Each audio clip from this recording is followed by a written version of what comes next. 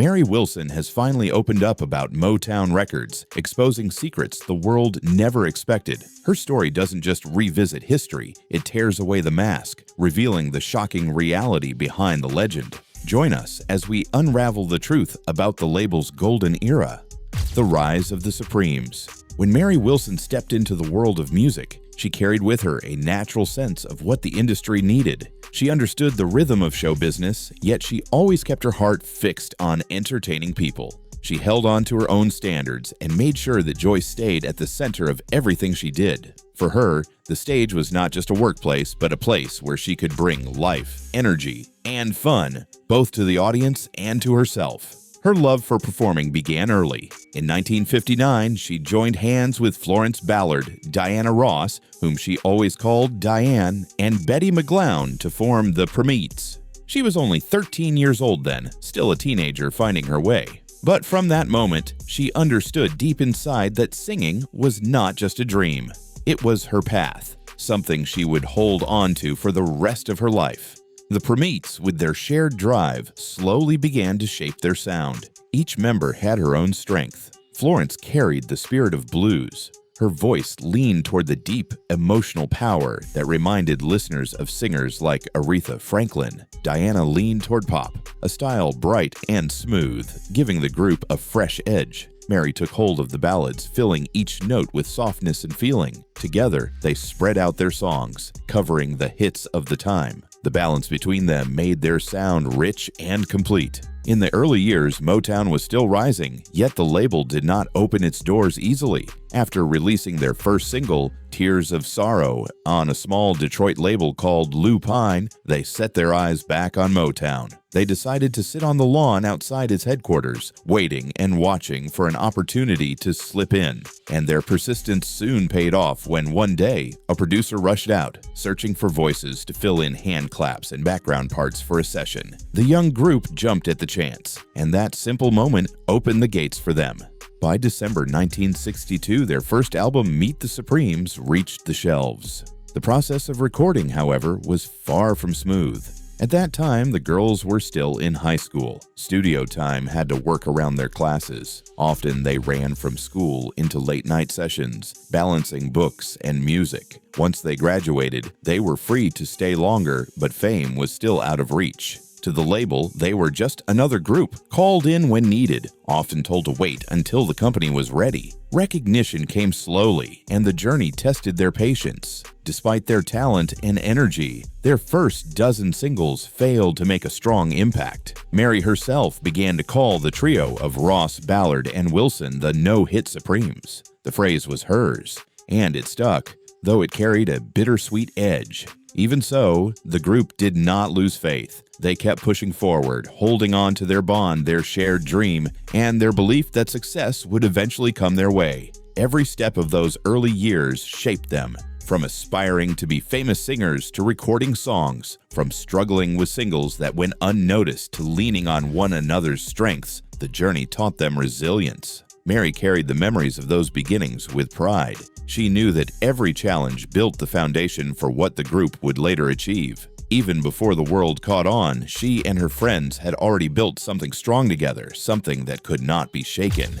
Keeping it together. In 1964, everything shifted for the Supremes. They moved from struggling for recognition to achieving an extraordinary streak of success that few groups could dream of.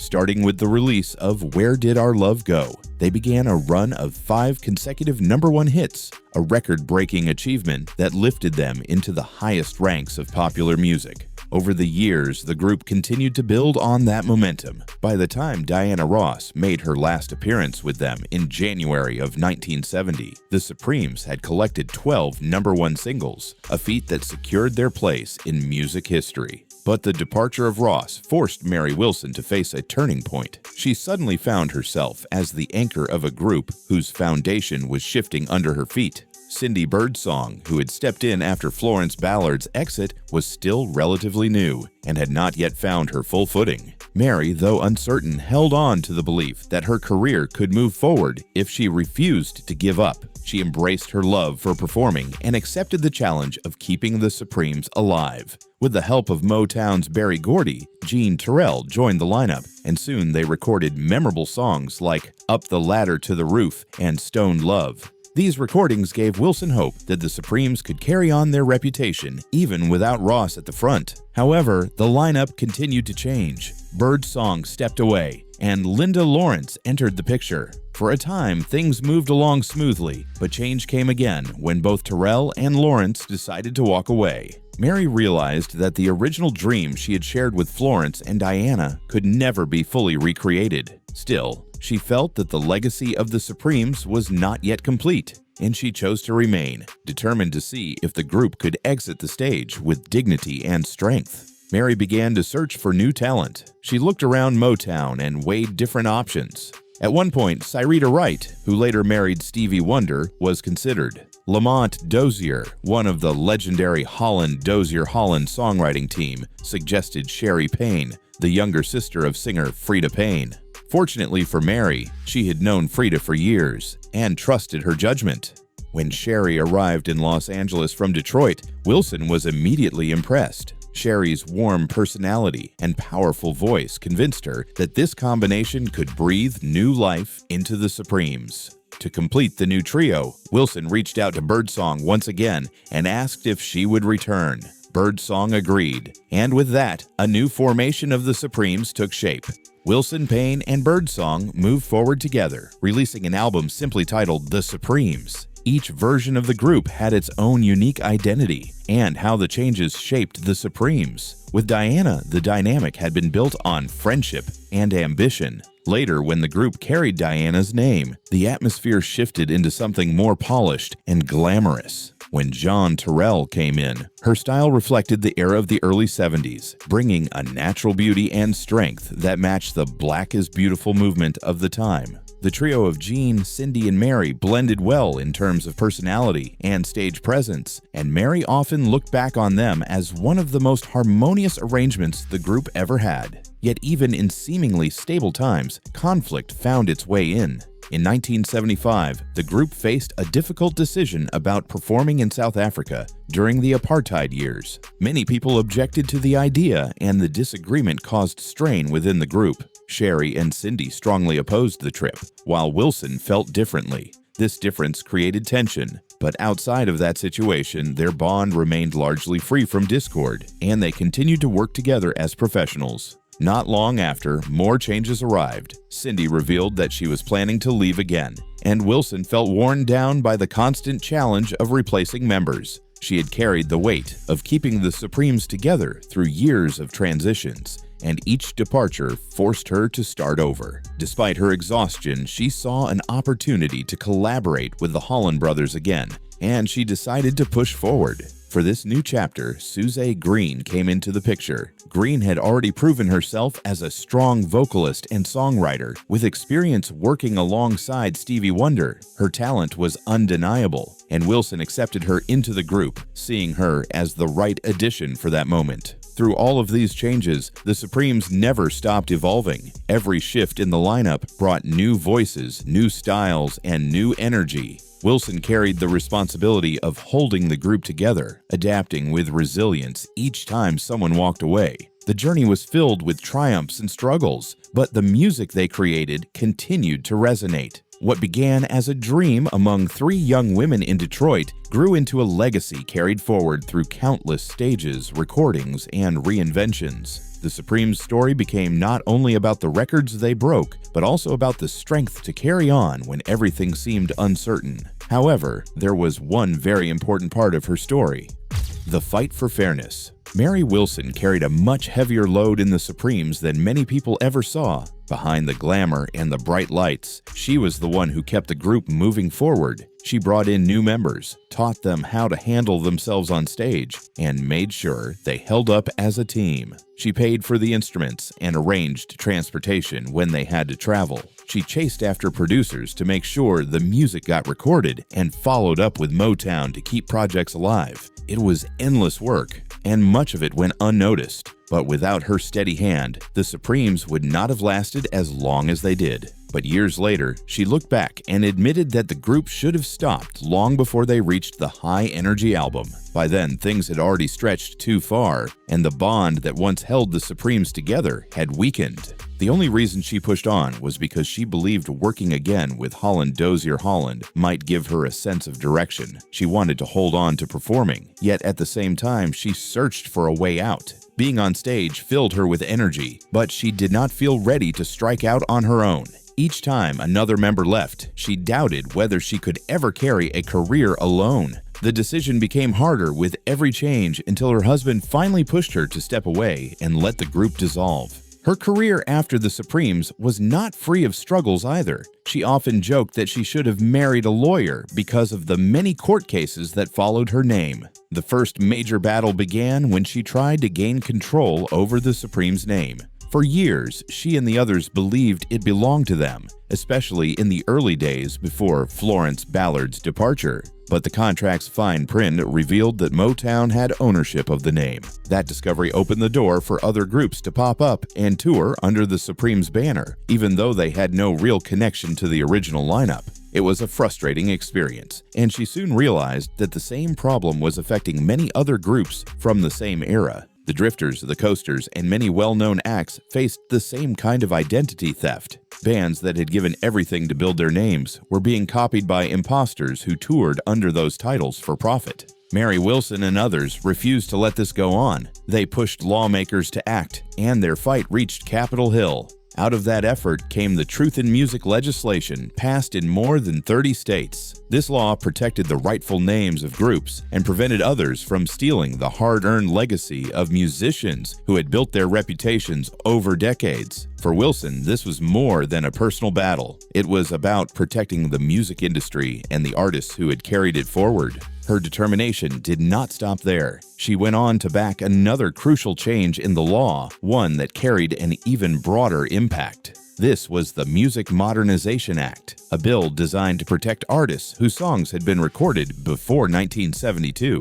For a long time, musicians who had created timeless hits before that year got nothing when their music was streamed on digital platforms. While newer artists collected royalties, the pioneers of earlier decades were left out. Wilson stood strongly behind this fight, knowing how unfair it was for those who had given so much to shape modern music. The act finally passed, ensuring that older recordings would be treated with the same respect as newer ones. It meant that the singers and musicians who had worked before 1972 could at last be paid for their creations when their songs reached new audiences online. It was a victory that lifted up an entire generation of artists who had been left behind in the digital age. Wilson felt deep pride in helping to push it forward, even though the news of its passing went almost unnoticed in the press. On the same day the president signed it, attention was drawn elsewhere, but the importance of the law itself remained. Through all of this, Wilson's journey showed the weight she carried both on and off stage. She had been more than a singer.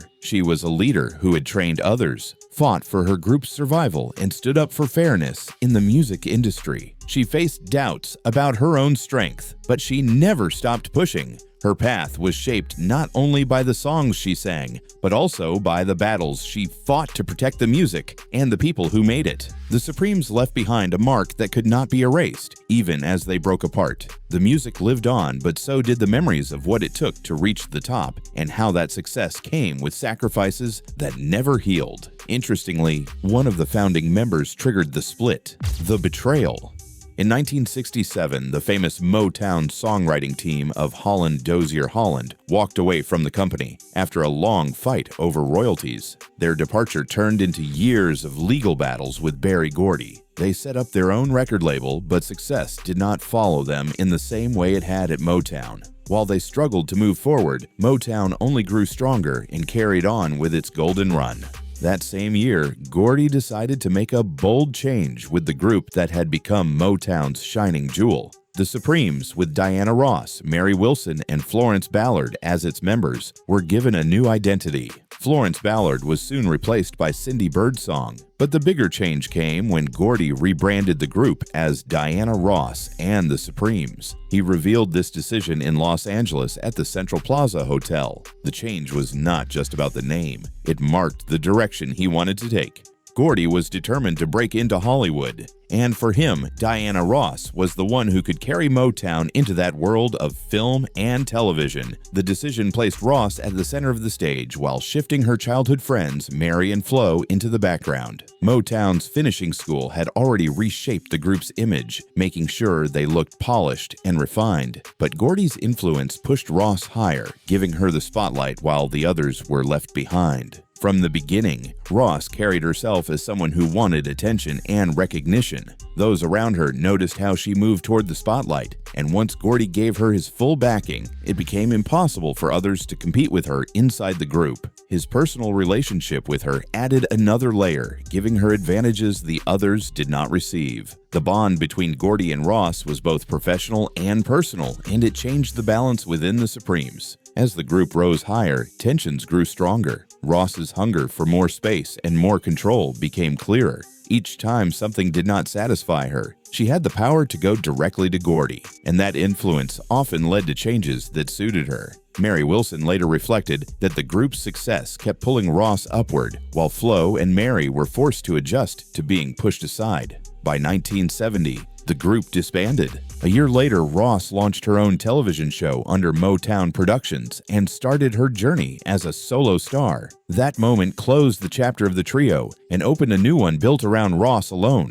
During the early 1970s, Diana Ross stood fully on her own. She had climbed out of the group that gave her fame and had built a solo identity shaped by Gordy's guidance. Her solo career kept growing, and in 1981 she made a move that showed just how far she had traveled from those early days. Ross left Motown for RCA Records in a deal so large it made headlines. Ironically, RCA would later buy out Gordy's company, bringing the story full circle in a way. Years later, there were talks of a reunion. Fans from the 1960s often wished to see the original members together again. The idea spread around, and eventually Ross was persuaded to consider it. But the plan fell apart. The problem came down to money and respect. Mary felt that she was not being paid fairly for her role as one of the founding members. Negotiations failed when the offers made to her did not reflect her importance in building the Supremes. Instead of working it out, the organizers brought in other singers Mary had once used in the 1970s to join Ross on stage. What was presented as a reunion ended up being something different. For Wilson, it did not feel authentic. She believed that the true essence of the Supremes could not be recreated without the original members. The attempt to bring the group back together turned into a show that looked like the past, but did not carry the spirit of what the Supremes had been. The story of the Supremes shows how quickly success can shift the ground under those who share it. At first, they moved together as a trio of young women chasing a dream. But as the hits kept coming, the spotlight narrowed, focusing almost entirely on Ross. Gordy's influence, Ross's drive, and the weight of fame reshaped the group until it could no longer hold itself together. Each member carried her own story afterward, but the legacy of their rise and fall stayed connected to Motown's history and the choices made during those years. A legacy in time. Mary passed away in her sleep at her home in Henderson, Nevada on February 8, 2021 at age 76. She passed away because her heart and blood vessels had been worn down by high blood pressure and hardened arteries. Just 2 days earlier, she had put out a YouTube video sharing that she had plans in motion with Universal Music Group. She hoped to bring out new solo songs and wanted them to come out before March 6th, her 77th birthday. When word got out, Motown founder Berry Gordy was stunned and deeply upset. He spoke of how Mary had always been her own kind of star, how she had poured effort into keeping the spirit of the Supremes alive over the years. Diana Ross responded with a heartfelt message on Twitter. She said that her friend reminded her how each day counts, and that she held so many lovely memories of their time together. She added that the Supremes would remain in their hearts. Later in an interview, she looked back on happier times. She remembered how much Mary's face lit up with joy, how much love she carried. She said that thinking back on the better days made her heart smile and made her feel like singing, even when the world kept changing. Mary stayed famous enough to draw crowds to her shows. Even when her solo career ran into one problem after another, she didn't give up. At Motown, she had hits, but then things didn't go well for a while. In the 1980s, she recorded several singles for Atlantic Records, but they never came out. Later, Atlantic went under the very day they released her 1992 album called Walk the Line. That kind of misfortune could have wrecked anyone's spirit, but Mary found a new way to keep going. She turned into something like a living memory keeper. She threw herself into preserving the story of the Supremes. In 2008, she put together a show at the Victoria and Albert Museum, showcasing the dresses the Supremes wore. She gave talks, sharing what she knew. She wrote books, passing on what she had lived through. She kept the music alive in people's minds in a different way.